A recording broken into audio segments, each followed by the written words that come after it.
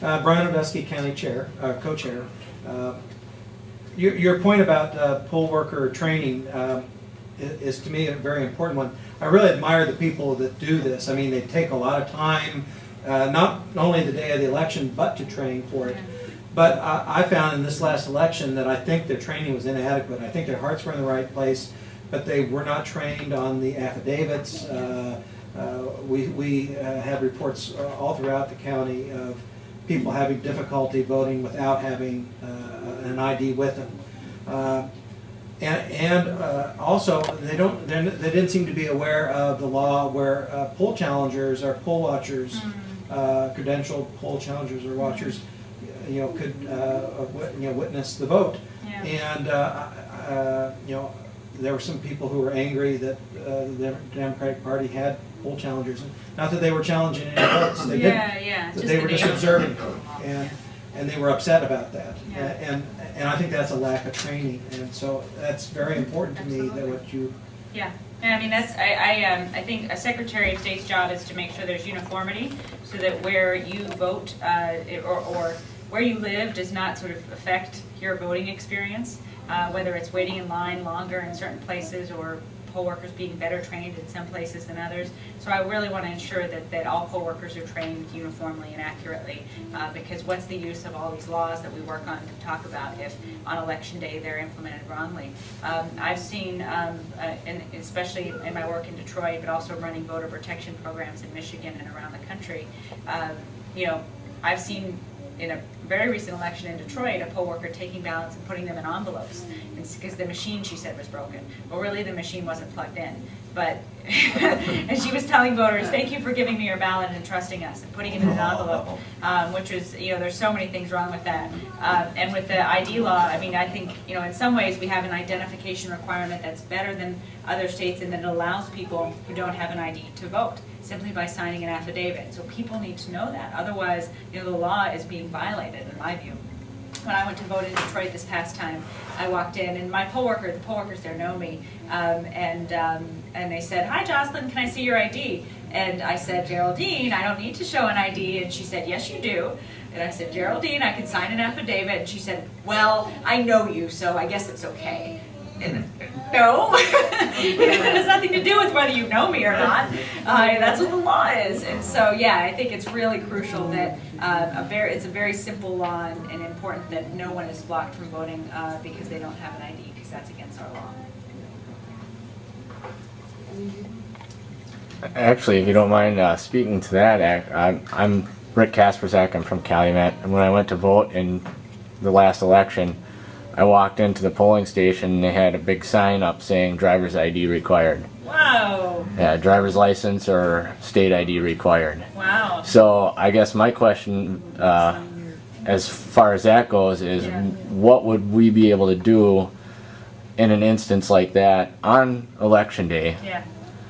And well, you're going to have a number that you can call, first of all, and it's not, because everyone will always call their clerk, and then the phone lines get jammed. I mean, you're going to have a number from the Secretary of State's office where you can report that. There's also going to be comment cards in every precinct, in all 5,200 precincts, so that if there's something that happens, or if you even have a bad experience, if you're treated rudely by a poll worker, that you can fill out that card and it goes directly to the Secretary of State's office. I mean, the bottom line for me is poll workers, as valiant as their work is, if anyone violates the law as a poll worker, then you should not be assigned to be a poll worker in the future, period. You're going to have a SWAT team that's going to swoop down on them and take the sign down? No, but I mean, that's the standard that we'll expect them to meet, that they'll have to follow the law, and that we will have hotlines available and comment cards available if they don't. Now, I want to be an ally to poll workers and make sure they know that we'll do everything they can to help them perform their job and thank them for performing their job, but we also have to make sure that they respect their significant responsibility on election day, and I think folks on the ground can help us do that by letting us know when there are problems, so that we can either respond to them instantly, and oftentimes that folks do call the Secretary of State's office now or the clerk's office, and they are in many places in the state addressed quickly, but I want to sort of allow uniformity in ensuring that everyone has a way to issue a complaint when they see a violation of the law like that. Okay. Yes. Joe Hernandez, I'm a PhD candidate at Michigan Tech. Congratulations. Thank you. I guess just your opinion, or just a statement saying that I prefer a paper trail. Yes. And no Absolutely. e-voting, so I don't know how you would plan on addressing that. Because I know there's a shift going to e-voting, but there's no Yeah. paper trail, so. Right, exactly. No, I think we need a paper trail. I think secretaries of state in California and Ohio have both done studies that have shown that e-voting, electronic voting machines, can be hacked.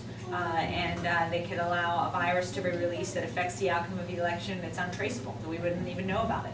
So we absolutely need a paper trail to ensure that we can do recounts and all those things. And then the second thing I think to add to that is I'd like to see audits. I'd like to see random audits that are done to make sure that the machines are counting the ballots accurately.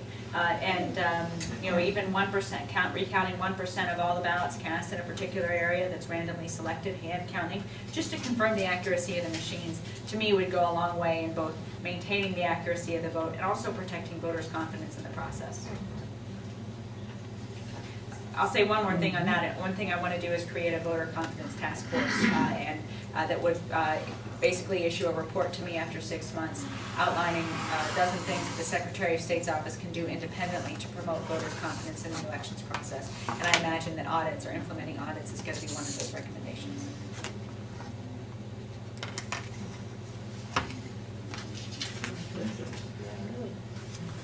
Well, I'll also pass around my card so that you all have a way to reach me, both my email address and our office number, as well as our, I'll just give you a stack. You can just take one and pass them around. As well as our website, which is just votebenson.com.